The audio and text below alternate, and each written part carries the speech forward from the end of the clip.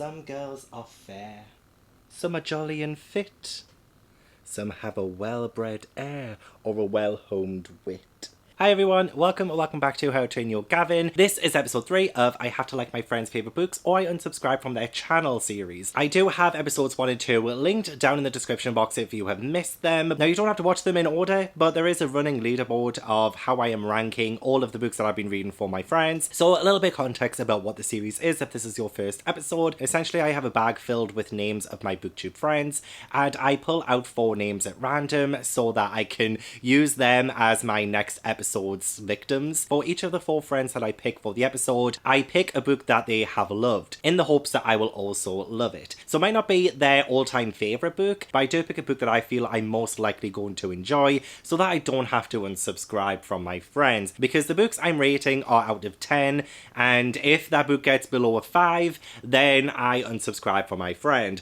However, nobody's gone under a 5, so we're gonna push that limit up. Now it has to get over a 6. It has to get over a 6 out of 10 for my friends to stay in my subscription feed. Honestly, like, this is so ridiculous. So who are my 4 friends that are going to be featured in this episode? We have Ashley from A Frolic Through Fiction. We have Lexi from Alexandra, Roselyn. We have Kayla from BooksandLala. And we have Chandler from Chandler, Ainsley. So huge congratulations. They are the 4 friends I'm going to be reading for in this video. So this will be a spoiler-free reading vlog, so you don't have to worry about spoilers for any of the books I discuss in this episode. But I do have timestamps down below as well, so if you want to, I don't know, skip to a certain part or anything, then everything is down in the description box. So the books that I'm reading for my friends, and I will discuss more in depth of what these books are about in each of the sections of the video. For Ashley, I'm going to be reading Circe by Madeline Miller. For Lexi, I'm going to be reading The Midnight Library by Haig. For Kayla, I'm going to be reading Bunny by Mona Awad. And for Chandler, I'm going to be reading It Happened One Summer by Tessa Bailey. I'm not 100% sure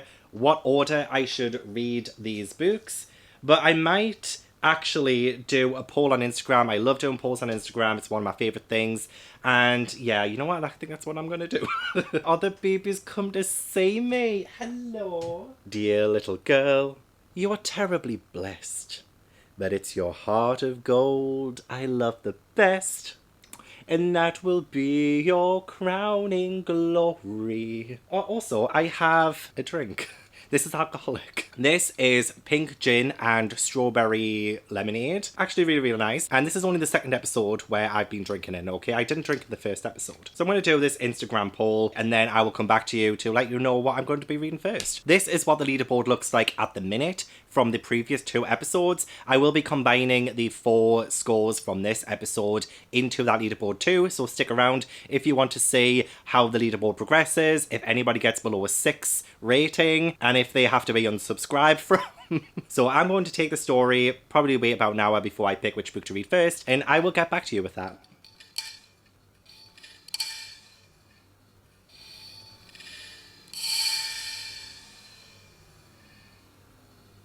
Okay, so it's been about an hour and a half since I put up the poll on Instagram, so I'm going to check. I'm going to check. I think like a little fly just flew past there. I'm going to check the results and see what I'm going to read first. Okay, so let's do it. Let's see. Oh, okay, Bunny. Bunny's first. Okay, awesome. Bunny's first. That won with 34% and 143 votes. And then It Happened One Summer came 2nd with 28% and 118 votes. And then Circe came 3rd with 98 votes and 23%. And then in 4th place, The Midnight Library, 15% with 65 votes. Interesting. So it looks like Bunny is going to be my very first read of the vlog. This is the book that is representing Kayla. Kayla read this a good few years ago. I believe she was like one of the first people that I saw read Bunny. A lot of people have read Bunny since and it has become quite popular, but I think Kayla was the first one I watched who read it and loved it. I'm kind of scared because I don't think I could do an audiobook of this. I feel like I have to read it physically and really pay attention because I just think it's going to be a bit of a mindfuck and I don't want to miss a thing. I don't know if this is Kayla's favourite book of all time. I think that's probably like middle game. However, I did read that in episode 1 and I loved it. So this follows Samantha and she's at Warren University. In a warren, isn't a warren where like rabbits live?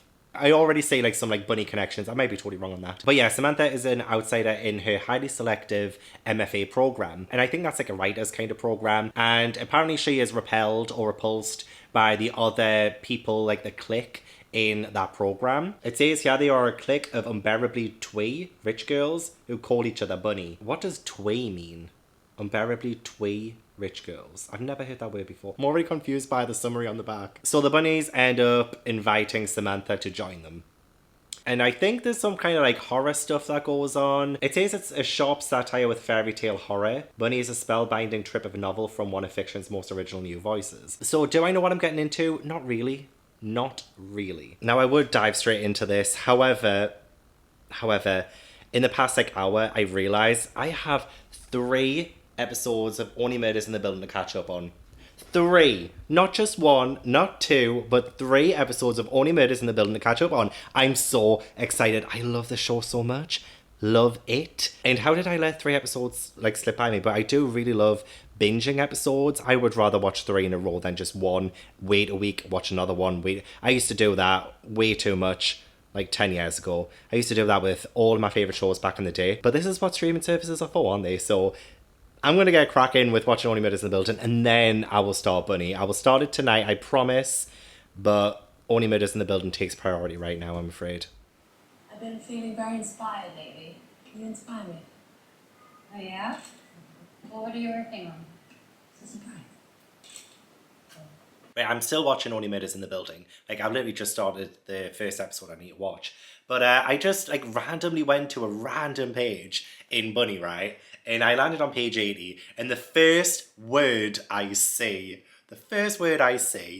is cock. I think I'm going to love this book.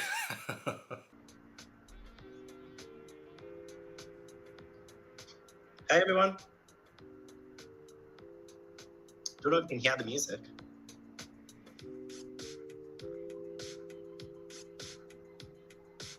Well, it's been a hot minute, innit? What in the world am I reading? I'm on page 243 of Bunny, and I am really liking it so far, actually. I don't really know what to think of things, because these random occurrences are happening that seem to come from nowhere. It's taken me 5 minutes to get to this point in this vlog update because I'm trying to summarize and trying to compartmentalize what I'm reading, and I'm not doing a good job at it. So let me just like go through some of my like highlightings. Again, I don't want to do spoilers. So we do follow Samantha and we are introduced to the bunnies. So we have the Duchess, Cupcake, Creepy Doll, and Vignette. And I love that. I love how the bunnies are being set up, but I found them so weird. The way that they call each other bunny, not just that though, but the way they converse with one another too, it's just so weird. I don't know what I would do if I was ever in a situation where there were like a clique of people who would talk the way they do or kind of converse the way they do, but like all the time. Like not as a joke, but like all the time. It's insane. And I wanted to know what Smut Salon meant because I know like Katie's Patreon, she has a book club called The Smut Salon. So I want to know what that was all about. And I kind of know now. But I have theories. I have theories. And I don't want to say out loud in case it's spoil. So I'm just going to do like a little spoiler section of this vlog. And I'll put spoiler on there just while I'm talking about theories. They might not be true. But if you just don't want to know anything at all, then skip ahead. So as Samantha's talking about the bunnies, she says on page 12, becoming one body with 4 heads. Kind of like how she is seeing them as just like one entity almost. And I'm like, are they actually just one person? And are they gonna like, are they like some kind of like hybrid thing? Because we have gotten into like what the bunnies actually do, and that involves like hybrids and things. They kind of make bunnies into men. I'm also wondering if maybe this is all just Samantha writing this, because she says something, well, she gives her kind of work to the writing workshop that she goes to. So Samantha's talking to Jonah about a workshop piece she did the year before, and he says, I still remember that piece you brought into workshop last year, you know, the one everybody hated. It was mean and twisted and dark, and it actually scared the living shit out of me for weeks. So I'm thinking like, is this just all Samantha making shit up? Are we like in some kind of, I don't know, because sometimes I don't know. Okay, I think I did have a couple more theories, but as I think about them, I think they're stupid. So I'm not going to say them out loud. Right, that's the end of that spoiler part. Done. Okay, so getting back to, business as usual. I'm loving the tone of this. Things are horrific, but like said in such a subtle way. Like, for instance, Samantha's talking about Warren University as a whole and what it's like. And she says, like, there are people right here on campus who will chop your head off. And there are, like, little subtle things like that where it seems like this is literally the most dangerous place you can be. But it's said in such, like, a subtle way. Yeah, the very real possibility of being beheaded on their way home one night from a student bar, beaten with crowbars by roving gangs, stalking the campus and its area. There's just, like, this undercurrent of horror, but, like, not really zoned in on it. Some of it's just said very blasé and we move on. And then, yeah, we do have some horrific things actually happen that, again, I was not expecting. And I'm just fascinated by why there are so many bunnies as well. I don't know. I randomly highlighted, like I'm denying them entry into my whorish vagina. I think that's my favorite quote so far. Anyway, I am loving the interactions between Samantha and the bunnies. Oh, and I also love this. This is also not a spoiler, but the bunnies, this is one of the reasons why I love the bunnies, is they love Frozen. They do. They sing a song from the latest Disney musical, which is our new favourite musical. It is about two sisters who live in a snowy place, and one of them goes icy in her soul. They're talking about Frozen, and I love that. You know what? I think I would get on very well with the bunnies. I really do. Characters are awesome. The tone is awesome. Love the atmosphere. I think it's pretty well written as well. I think Mona Awad is doing a very good job of writing this one. Making it so bizarre. And yeah, I'm enjoying this. So this was a good first pick for this vlog. And I only have like 100 pages left or so I think I'm going to do that now because I have my friend moving in tomorrow. Have I already mentioned this? I feel like I have. My friend's moving in tomorrow, so I feel like this is like my last day of freedom where I can do like literally whatever I want in this house, and like I could like read this naked if I wanted to. I'm not going to do that though because I still have 2 cats and I don't want them to see me naked. This has gone so weird. Anyway, yeah, I'm going to continue on. Sorry about this. I just don't know how to quantify what I think of this book so far. It's just hard. It's hard. Okay, moving on. I mean, it's been actual days since I finished reading Bunny, and I still am trying to tell you what I think. This one's like a bit of a tricky one to read, because even after finishing it, I don't think we get a whole lot of closure or any kind of reasoning behind the madness. And you know what? Part of me enjoys that. I just can't really say what the hell happened, essentially. But so good. It's so good. And I think what's going to help me review this is I'm going to do my co-pile rating of this, and I'll go through each section of the co-pile rating so that I can maybe get a better understanding of some of my thoughts. So how I rate books are that I use co-pile, which is a rating system made by Jay over a book roast, and there are 7 areas of a book that I rate out of 10. So we have characters, atmosphere, writing, plot, intrigue, logic, and enjoyment. So let's go through this. In terms of characters for Bunny, I do think the characters stand out quite a lot because there are some like iconic kind of people, especially the bunnies. I think the bunnies are very unique and I loved reading about them. They were so good. So I might give characters a 9.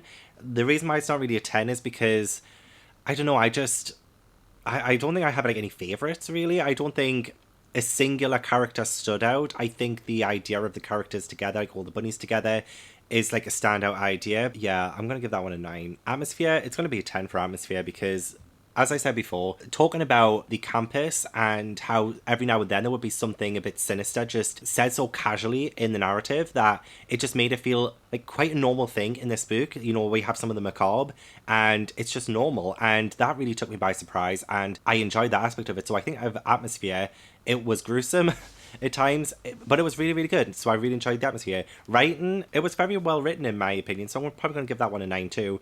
It was extremely visual at times and, you know, very lyrical and literary at times too. It's an interesting one. I've never read a book like this, so I enjoyed it. Plot wise, I think plot, I'm gonna probably give, I don't really know what for plot, because I did really love getting introduced to the bunnies and the smut salon and what they were doing and Samantha's integration into that, but I think it got to a point around about like 200 pages in, maybe 200, 250, where things really slowed down and I wasn't really sure where in the world we were going. In fact, I don't even think the plot had a point of knowing where it was going either, but I'm conflicted because I kind of like that and I kind of don't. It just felt like things were being written as they were going along, almost. Okay, I'll give it a 7. I'll give plot a 7, because I just think it lost me a little bit mid-section towards the end. Intrigue, 9. I wanted to know more about the bunnies. I wanted to know more about the things that were happening on campus, which, again, we don't really get a whole lot of closure on. So, yeah, 9. It would have been a 10. But yeah, I think maybe a 9 for intrigue. Especially when just random things would happen out of nowhere. I'd be like, okay, what? So it would keep my interest, and I did read it very quickly. Well, I say quickly. I read them on sprints the other night, and then I finished them the next day. But I think I read like 200 pages in those sprints. And that's quite a lot for me during sprints. So who knew? Logic, oh my god, logic. Logic will probably bring it down a little bit, because I just don't think there was any logic. But I guess in terms of the world, it made sense in the world, a lot of it. But at the same time, I don't know, I think maybe if Mona tried to explain what was going on, it would have dragged the logic down, because I would have found that unbelievable if she tried to explain what was going on, you know? So, I don't know. I mean, I was never really taken out of the story at any points, because I thought the writer's logic didn't make sense in the scope of the world. So this is why I'm struggling with this book, because I'm just I don't know. Okay, so right, it never took me out of the world, so I think it had sound logic in the book, but trying to explain the logic is hard. But I think that's exactly the point. I think that's the point that Mona Awad was trying to make. So for logic, I will give an 8. I'll give it an 8 for logic. And then enjoyment, I did really enjoy this book. I thought it was fantastic. In that, yes, I can't really explain what happened. I wouldn't say it was like a favourite of mine, but it's quite close enough. I'll give that a 9. So that will give me a Copel rating of 8.71. 8.71. So where does that put Kayla on the leaderboard, is the question. Oh, that puts Kayla second on the leaderboard. That sounds about right. That does sound about right. I think out of the books I've read so far, that would be second. Yeah, that looks about right, I think. Yeah. This is a really good book. Really enjoyed it. Read nothing like it before, and I probably never will again. So, there's that. I spent yesterday binging all of Pretty Little Liars' Original Sin. It is so good. It is so good. I should have been reading. I would have been so much more further ahead had I kept reading. But instead of doing what I should have done, I just watched all 7 episodes that have aired so far. And I'm pretty sure there's another one airing this week. So I'm really excited about that. And also there's a new Only Murders in the Building episode. I'm sure it's the penultimate episode. I'm just getting so into watching TV shows again. And that's a bad thing, because I have so much content I need to plan for. So many books I need to read over the next few months. So I'm not panicking about anything at all. However, I am 129 pages into It Happened One Summer. So I have a bit of a sense, or a general sense, of what I am liking about this book, what I'm not liking about this book. Saying that though, I don't think there's much that I'm not liking about this book, quite honestly. So we do follow Piper. She did something rather reckless quite early on. She's a spoiled heiress kind of character, and she ends up going to, well, she gets sent by her like stepdad to this sort of like seaside town, and it's where her father used to live, and there is like a memorial for him.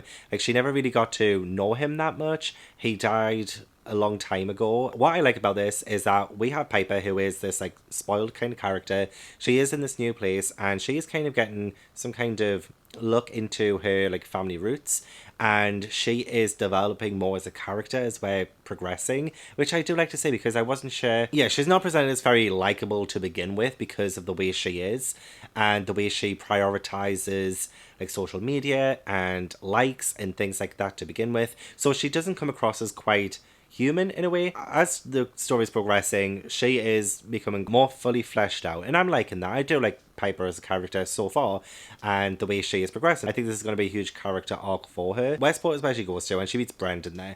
And Brendan, I am liking him in a way. They don't get on very well to begin with. Like, this is kind of enemies to lovers, I think. They haven't gotten together yet, but the way that he... Okay, I do like him, and I kind of don't like him at the same time. One of the things is, we do get an insight into his mind, and a lot of the times, he does, like, objectify Piper quite a lot, and sexualize her. Well, to begin with, he says these mean things, and he judges her, and he does come across as a bit of a bully, and, like, very judgmental, as does she when she first gets there. Even though, like, she finds him a bit attractive, he like really objectifies her. This is supposed to be hot. At least I haven't gotten to anything steamy yet, but it is supposed to be like hot and stuff. But with Brandon, there was a moment, and no spoilers or anything, but there was a moment where I'm pretty sure she just like crosses her legs or opens her legs. Like he can see her thigh essentially, and there was like a line about how his zipper started to get constrained trying to keep something in, and at the same time, like out loud in conversation with her, he is, you know, judging her, he's being nasty to her, like nasty, like just very rude. Yeah, that's the word. He's being very rude to her, and yet he's getting an erection just staring at her thighs. I guess he does find her attractive, which is fine, but this kind of sexualization of it so quickly and coming from him, who is very, very rude to her, it just, I don't know, it rubs me up the wrong way a little bit. Like, I'm not really on board with the whole Brandon thing yet. I do see him getting better as it's going on. He's already starting to feel guilty for the way he's treated Piper to begin with. And I do think that he will, you know, learn from what he's doing and his mistakes and how he's treating Piper. So I am looking forward to seeing them get more involved and hopefully seeing him become a better person. Because like I'm not like loving him right now. He is kind of described as very attractive. Apparently he's like very, very tall, and his fingers are so big that while he's typing, he keeps hitting the wrong characters and things, which, you know, sounds pretty hot. But yeah, there was just kind of like the sexualization and objectification of Piper to begin with, like very early on, while being rude to her, was just like a, you know, typical kind of horn dog kind of man behavior. But I am liking this a lot. I read 128 pages like quite quickly, so I am finding this quite an easy going, breezy read. It is good writing style, and I think I'm gonna head into bed and maybe try and get to page 200 before I go to sleep tonight. I do have more things coming for the library tomorrow. I shouldn't be saying this, but I have quite a few video projects coming next year. And in order to do these projects, I've had to invest on eBay for some things. So I do have quite a lot coming tomorrow, and I also got a new kind of shelf for the room too. The only trouble is I don't really have a whole lot of room for that, so I'm going to try and navigate how I'm going to lay out the room with another kind of island bookshelf, because I can't just, you know, I'm just going to show you tomorrow. I think me and you and I, we can sort this shit out together, right? Because I feel like so far all I've done is talk about books in this vlog, and I need to do something different, okay? And I think helping sort out my library a little bit / bedroom will be just what we need. It'll be just what the doctor ordered. So let's do that. I'm gonna go to bed. You're gonna stay right where you are. We'll maybe get a drink, get a coffee, get anything you need. Come back, let's sort the shit out in this room. My hands are red raw.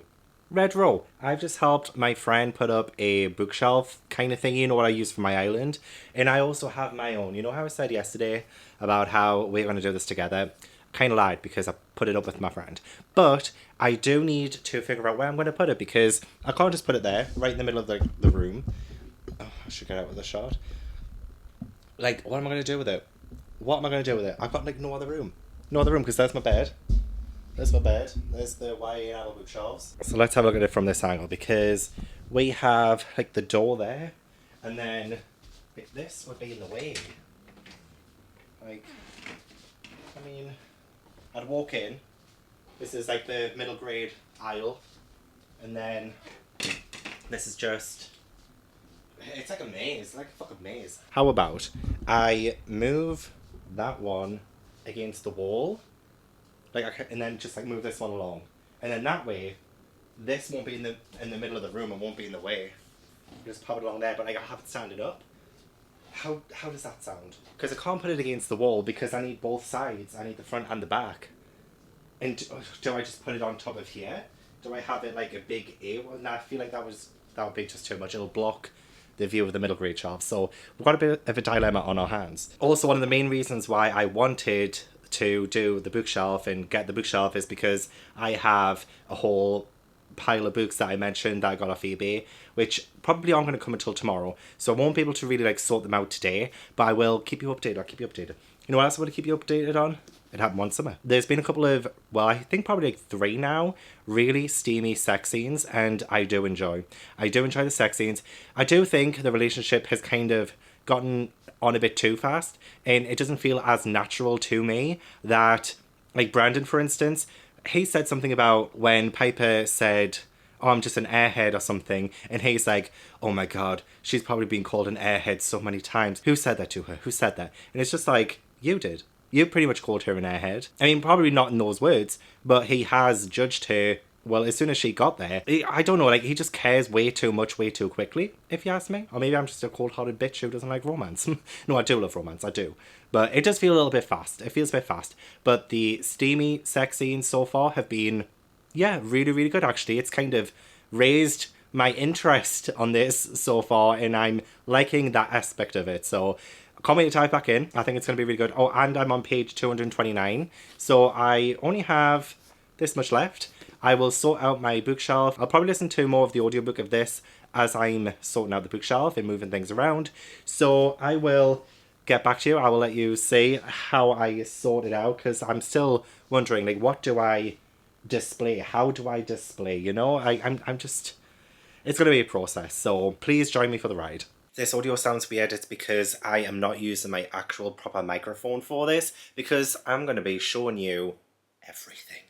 Everything. We're going to be moving around. Let's have a little tour of kind of the new look. Right. Well, actually, we'll start over here. So you come in through the door, right? Come in through the door. And, you know, you just walk in, you're casual and stuff. You're not one of my hookups, so don't worry. And here we walk into the middle grade aisle. This is what I'm going to call it, the middle grade aisle. And that is kind of through here. So yeah, we have all my middle grades and things. I've also sorted out the top, so there's not as much like crap on the top. As in, like, I just had loads of like standees and cardboard things on the top, and I had so much more room for books. So I just thought, well, let's just cut out a lot of the cardboard stuff and put more books on the top, so I've got more room on the shelves, which, to be fair, I didn't need much room on the middle grade shelves. Anyway, that's either the point. We have my Cressida Cowell kind of little bookshelf here that I used to use for my graphic novels and mangas. So that is here now. We have How to Train Your Dragon, Wizards of Once, and then I've got Sophie Anderson on these 2 shelves because she is one of my favourite, you know, middle grade authors. On this side, we do have my island. My island is still here. And on the bottom, we have, well, this is all going to be Goosebumps, because I have all the originals, Series 2000 there, and then I've started Goosebumps Horrorland, which is the next series I need to read, and Hall of Horrors. So I've already bought the rest of the Goosebumps Horrorland and Hall of Horrors books that I need, got them off eBay, and like there was like a few of them I needed, probably only like around about 10, and it only cost me like 20 quid. 20 quid for 10 Goosebumps books. I mean, I do have 2 more spaces here, but there are 2 more Goosebumps series that I need to get and read. I know one of them's called Goosebumps Slappy World, and the other one, I've forgotten. There's another one, there's 2 more. So that's going to fill this entire island. It's going to be all Goosebumps. And then on the like new shelves, I have on the back here, I have my Edge Chronicles on these 2. I have Murder Most Unladylike there and Rick Riordan here. And then these are a little bit empty. That's because tomorrow I have 51 of the original Fear Street books coming. So I managed to find all of them in one listing on eBay. Somebody was selling all of his Fear Street books. And I can't find the Fear Street books for the life of me online. Like, they're not on the Kindle. And I really want to do a vlog reading all 51 Fear Street books. But, well, the original ones, but I just can't because I can't get my hands on them. They're too hard to get my hands on. So I went on eBay the other day and somebody was selling all of them in one go. And I was like, this is too good of an opportunity to pass up. I'm going to need them for next year when I read all of the books. So all my Fear Street books are going to go here and here. So that's why I've already got this one here. And then on the bottom, I am still trying to collect the Animorphs books, even though I've already read them all. But, you know, I only have a few of them, so they're here.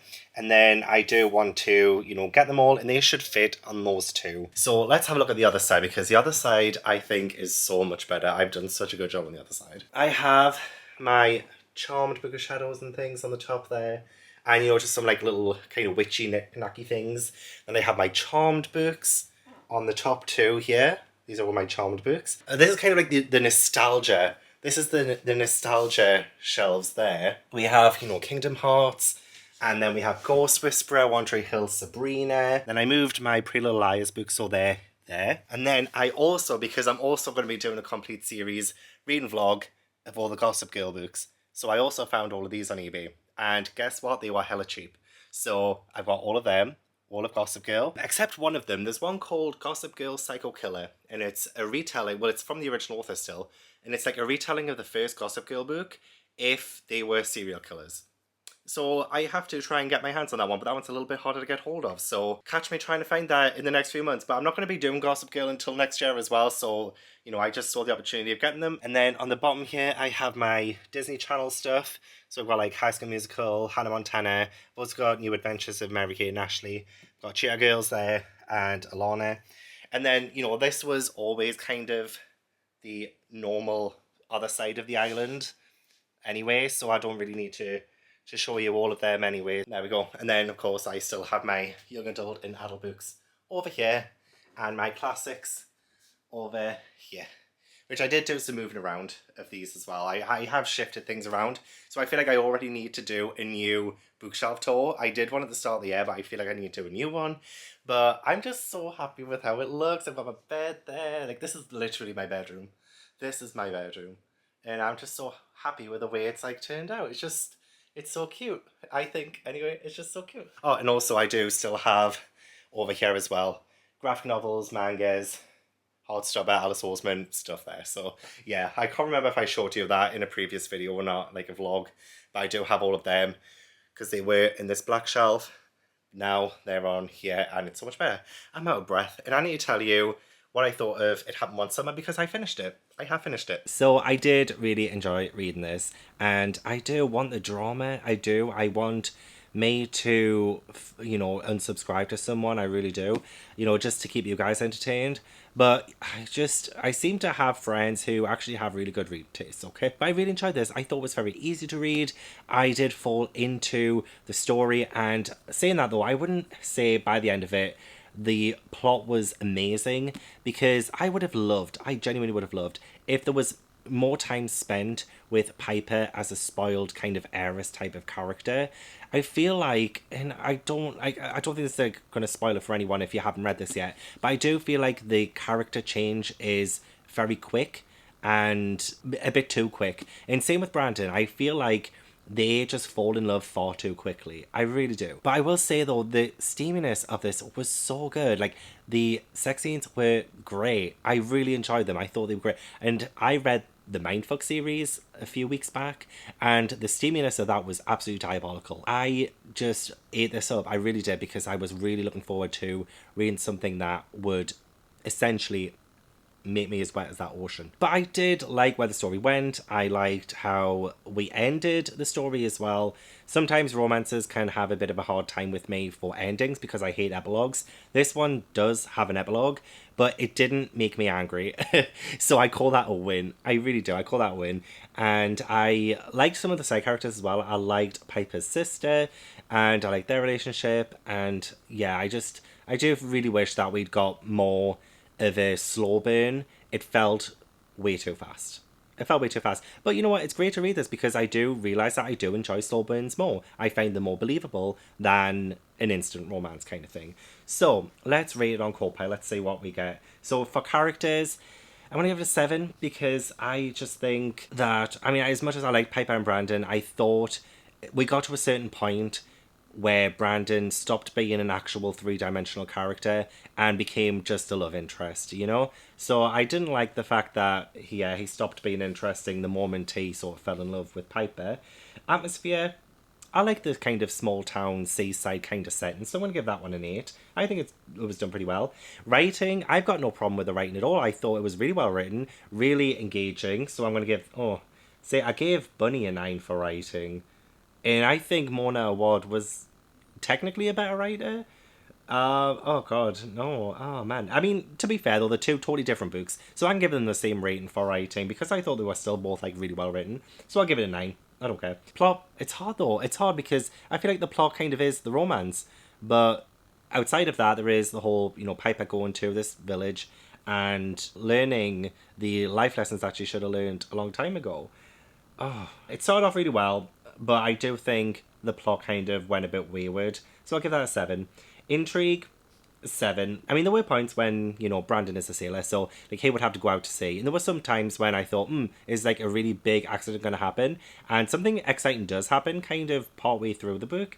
But other than that, my intrigue was, you know, lowish, so 7. Logic, I mean, it's contemporary. I think the logic was absolutely sound. I do think that it's let down by how quick the romance was, though, so I'm going to give it a 9 for logic instead of a 10, because usually I give contemporaries a 10 because they are just automatically believable. The logic is there unless something takes me out of the story. So I'll give it a 9 for logic. And then enjoyment, I really enjoyed it. I don't think I enjoyed it as much as Bunny, though, so I'm going to give that one an 8, which gives a core pile of 7.86. That's actually quite high. 7.86. And that, oh wow, okay, that actually puts Chandler 4th on the leaderboard. And I'm not too surprised. I think that is probably where I would put it based on my gut feeling, because I think out of all the books that I've read for the series, I think this one has been probably the most fun. A lot of the ones that I've read are quite heavy. Yeah, I'm happy with that. Which means Lexi is up next because I'm going to read The Midnight Library today. I want something a bit shorter. It happened once on my contemporary, so I did read it fast. But it is quite a thick book, but I'm really fancying something smaller, and Circe is a little bit bigger than the Midnight Library. And, I mean, there are chapters that are like this short. So I feel like I'm going to fly through this one as well, and that'll be really good right now. This one follows Nora, and on her last day on Earth, at midnight, she is transported to a library. While she's at the library, she is given the opportunity to undo some of the mistakes she's made in her life and right the wrongs of her life. Now, I have heard mixed things about this, and there are people who have said this has really helped them get through grief and get them through a very hard time. There are other people who have messaged me and said that this is really terrible mental health rep. So I'm wondering what side of the fence I will fall on, and I hope that I really do take something from this, because every single reading experience is different. Everybody brings their personal kind of feelings to books as well. So I'm interested to find out why Lexi loves this book so much, and if our tastes on it align. I am probably the most nervous about this one in terms of whether I'm going to like it or not for, you know, the series. Just especially since when I said in my August debut I was reading this one for Lexi, Lexi was even like, oh god. So even Lexi's nervous about this. I'm sorry, Lexi. If you're watching this, I love you. I really do. Yeah, Midnight Library is what I'm going to read next. I plan on having such a cozy time with this. I might go to a cafe, and I feel like that would be really on brand for Lexi as well. Oh. I just thought, why don't I go to my library? Why don't I go to the cafe in my library and read The Midnight Library? Okay, we're going to try this out. I might go to the library early in the morning and read some of this too. Oh, I'm excited. Just realised I have some writing to do for Wattpad, so it's probably best that I go to the library to write. And because my book that I'm writing is a cozy mystery, a murder mystery set in a library, it's a perfect place. So I won't do that, but I still have Midnight Library just in case as well. You just never know. This is as good a day as any to start the rebuilding of life. The roads that lay open are many when the old one's gone under the knife. And I can feel the sun on my skin,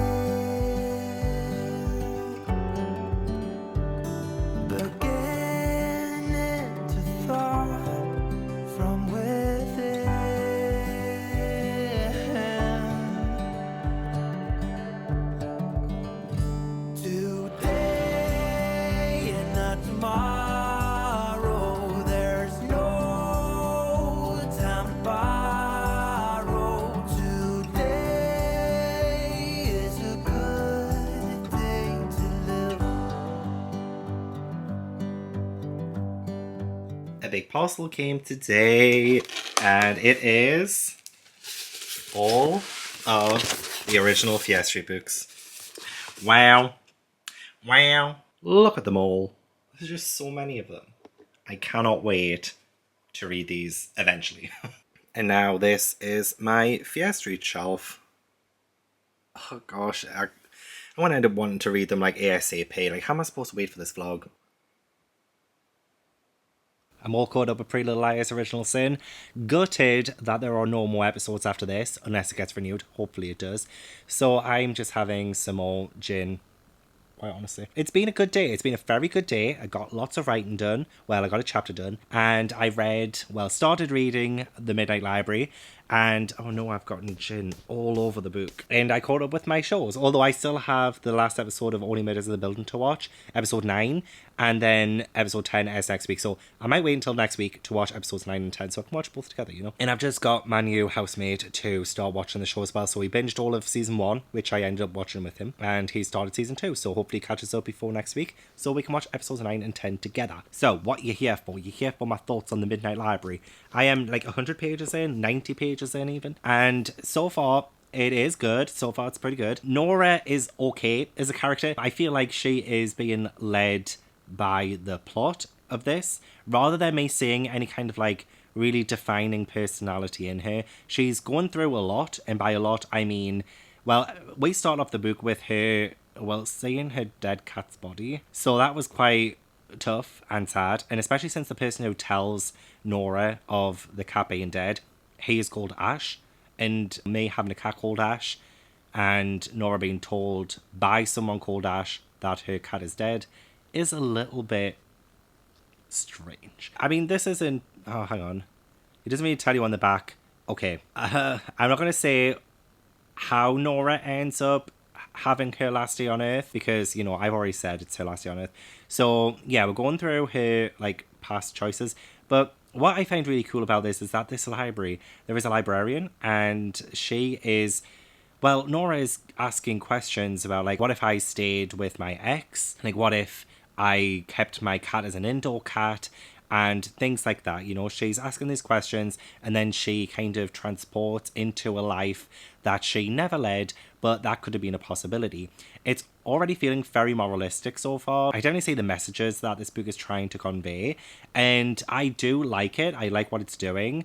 I feel it's very, like, It's a Wonderful Life kind of story, and I'm seeing Nora realise that... I don't want to say damn, that would be a spoiler. She's just been through a hard time. The thing is, though, I just feel like this is definitely driven by her situations rather than defining her as a character, you know? But I definitely can relate to Nora on some points, and I definitely feel a bit of a connection. It's feeling very, like, heavy, which I'm kind of not surprised that it is Matt Haig. But yeah, I don't know. I don't know how I'm, like, really feeling. I don't know if I'm, like, enjoying this, or if I'm just thinking it's good because of how moralistic it's coming across as. And even then, I don't know if it will continue the way it is, because I'm only on page 90. There's still, like, I think there's, how many pages? 288 pages. So I've still got, like, a long way to go. But it is only, what time is it? Well, it's like 10:30 at night. I think I could probably finish this tonight. I was up until like 4 a.m. last night. I just could not sleep. So let's say what tonight brings. Maybe I can finish this and give you like a really late night update on this and where it ranks on Copilot on the leaderboard. I have my gin. This might end up knocking me out, I'm not going to lie. A lot of the times alcohol makes me tired, which is the reverse effect of what I actually wanted. But we'll see how we get on. I'm so distracted because there is a YouTuber who has uploaded a 2-hour video of downloading every single Sims expansion pack that there ever has been, from Sims 1 to Sims 4. So I'm currently in the middle of watching that, even though I should be getting on with my next read, because I have finished The Midnight Library. I finished it last night. I finished it around about like 1 a.m. and I was just too tired, far too tired to present myself on camera and tell you what I thought of this. So I've gotten up this morning. I'm about to go in the shower. I thought I would quickly film first and have a coffee as well. I've got to have my morning coffee or the day's ruined. The day is ruined. But fortunately, all is saved. So, The Midnight Library, I did like it. I thought it was pretty good. I didn't fall in love with it, though. I didn't... This is so...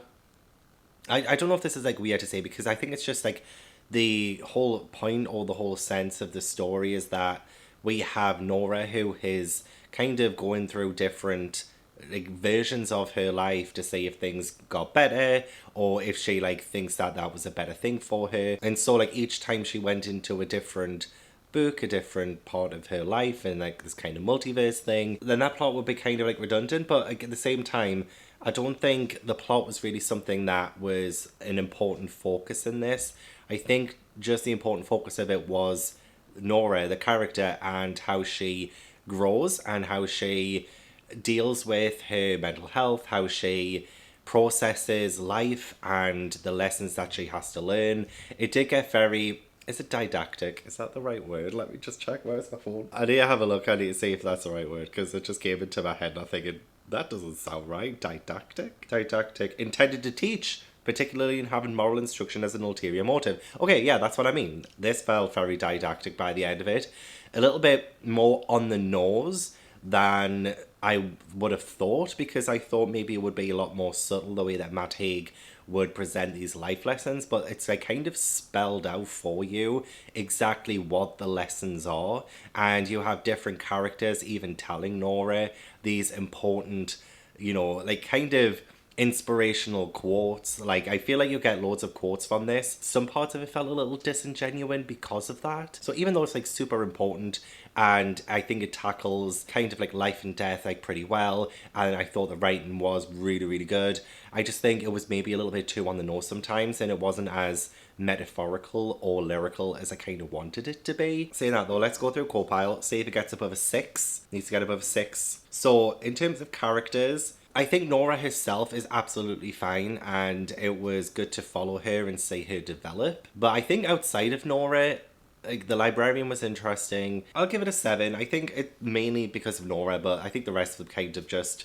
fell a little on the wayside. Atmosphere. It's hard because I do like the atmosphere when she gets to this library, and the fact that it has like infinite books and things. That's really good. But when you go into different lives that Nora has led and the possibilities of what she's led, it just gets into like normal contemporary kind of atmosphere. So it's not really atmospheric. It was atmospheric in the library, but everything else around that, it didn't really have a good... Yeah, I'm just going to give that one a 7 as well. I'll give atmosphere a 7 because I think the library definitely, yes, it was great. Writing, I gave Bunny a 9 and it had One Summer a 9 for writing. I think I'm also going to give the Midnight Library a 9. And it would have been a 10 had it not been so direct, I guess, with the lessons it's trying to teach. Because I feel like there was like a much... I say this as somebody who obviously isn't as talented as Matt Haig. I feel like there was probably a better way of presenting a lot of these life lessons without it being so direct and on the nose.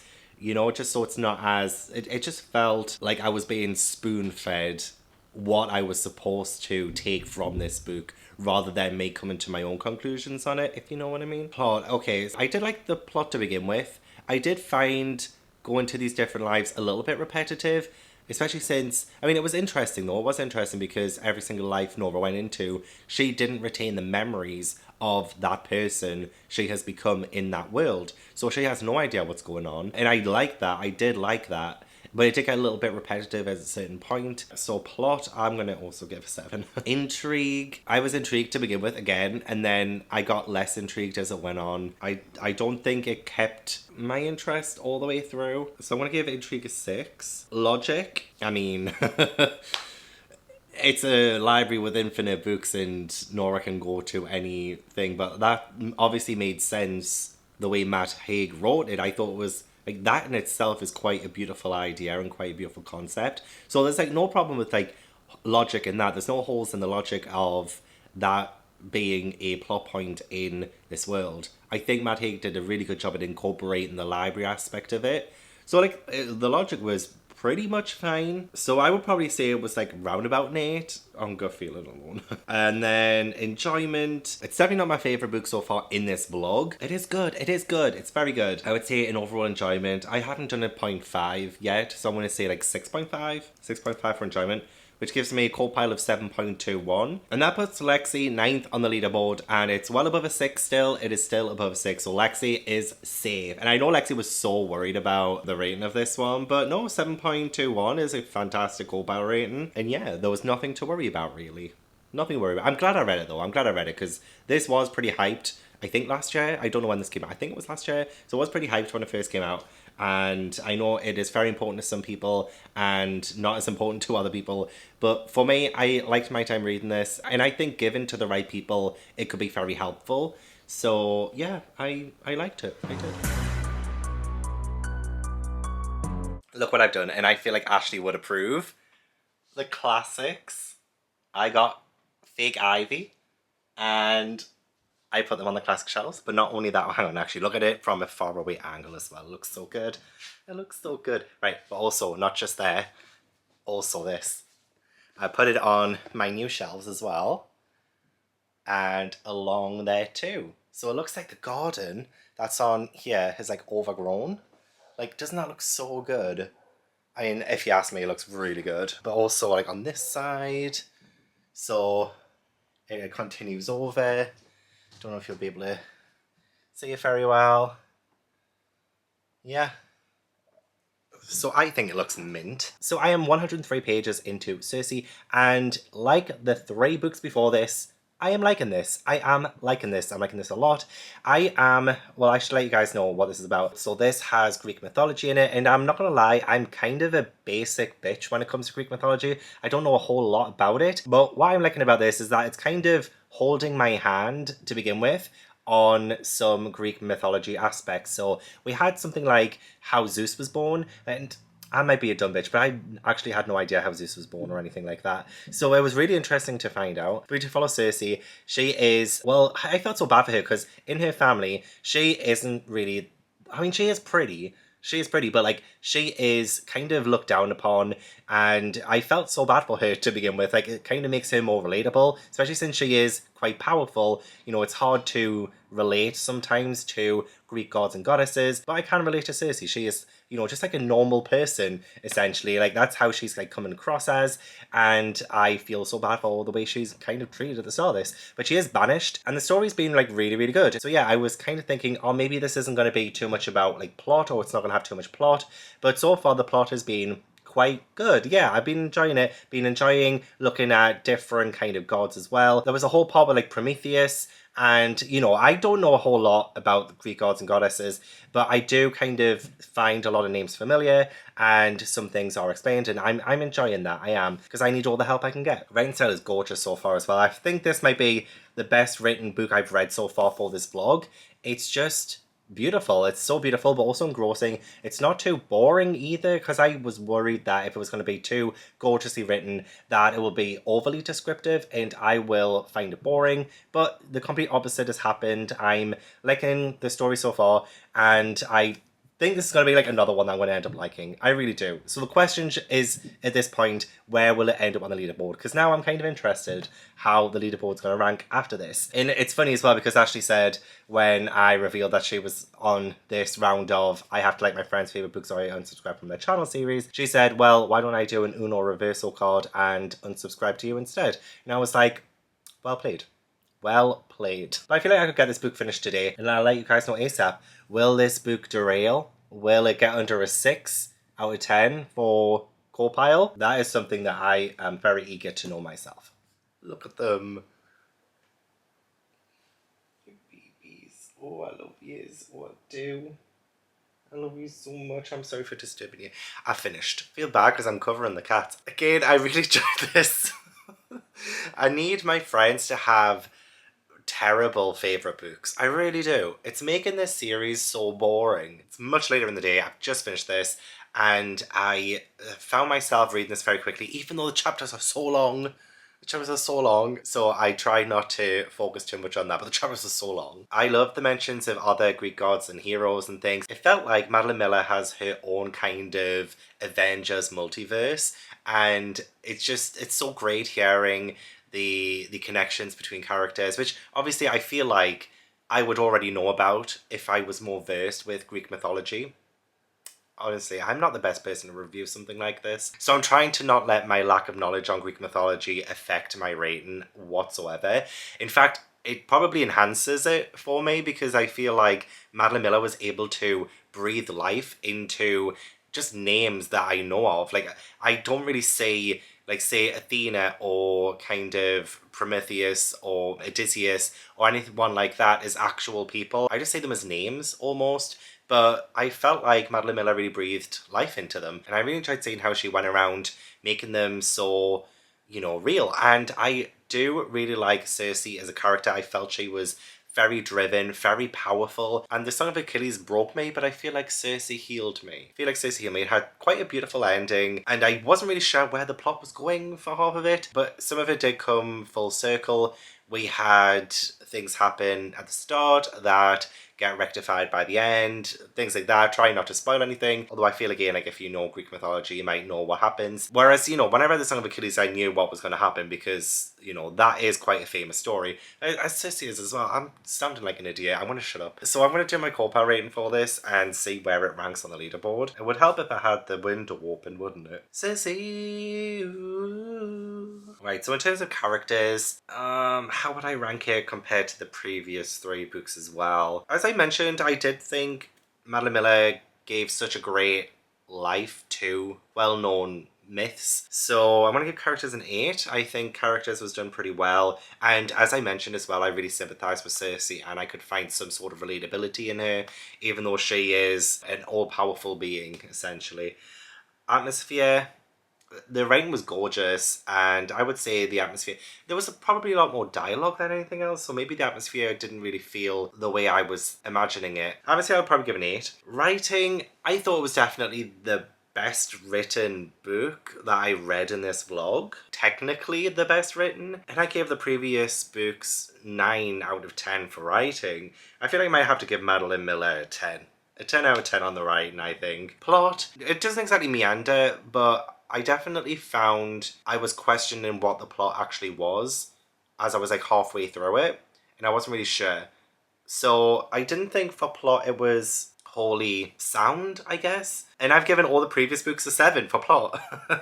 So I'm gonna give Circe a 7 also for plot, I think, yeah. Intrigue, I don't think my intrigue was that high with Circe, quite honestly. The more we read, well, the more I read, I wasn't ever thinking, oh, I wonder what's going to happen next, you know? So maybe a 7 for intrigue, just still quite high to be fair. Logic, I think everything made sense in the world, pretty much. Probably a 9 for logic, because I don't think it was like perfect, but I don't think I was ever taking out the story. And then enjoyment, what would I give Circe out of enjoyment? Either my second or third favourite book in this vlog. Oh man, okay, I think I'm probably going to give enjoyment an 8, which means Circe has a core pile of 8.14, and that actually puts Ashley at 3rd on the leaderboard. 3rd on the leaderboard. That's quite high. Yeah, I think that's probably roundabout right, because I really did enjoy Circe. I thought it was really, really good and beautifully written, really nice story to it, and as long as you're not, you know, expecting a really heavy plot in it. I mean, things happen as things tend to do in books. But I don't think anything like outwardly too exciting or anything like that really, really happens in Circe. It's a great book. That's all I want to say about it. So these are the books I read in this video, and this is how I have ranked them in this video too. I read The Midnight Library for Lexi from Alexandra Roselyn. Still really liked it. I did like it, but not my favourite one from this vlog. And then in 3rd in the vlog is It Happened One Summer by Tessa, which I read for Chandler from Chandler Ainsley, and great summer read. Did really enjoy it, and I think, well, I kind of actually thought this would end up being 2nd in this vlog, so I'm kind of a bit surprised it wasn't. So what did turn out to be 2nd is Circe by Madeline Miller, which I read for Ashley from Frolic Through Fiction. And I mean, I did love The Song of Achilles, so I should have known that I would also really enjoy Circe. I don't know if I prefer this one over Song of Achilles. I think I still love The Song of Achilles more, maybe. Oh, I would need a reread. It's been a couple of years. So I might have to do that. I might have to reread it. So that means Bunny by Mona Awad, which I read for Kayla from BooksandLala, is my number 1 from this vlog. I'm actually going to do my averages for each episode so far, as in like the books that I read for each episode, what all 4 of those books averaged out as, to see if this was actually my best episode in terms of finding really good books. Okay, so the averages for each episode are, in episode 1, the books averaged out at 7.74. For episode 2, it averaged out at 7.45.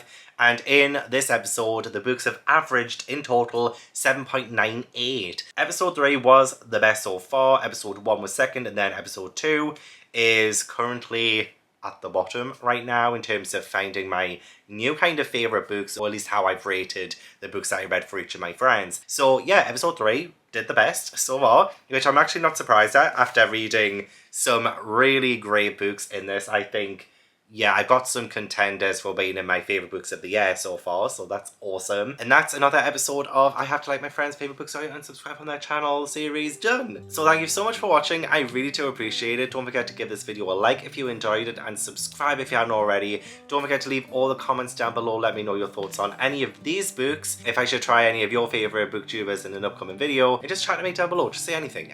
A huge thank you to my patrons for supporting my content and making my videos possible. If you would like to join my Patreon or follow me on any social media, then all the links are down in the description box, and I hope I will see you in the next video. Bye. Say bye, Ash and Tobo. Say bye. Nah, they're just being ignorant.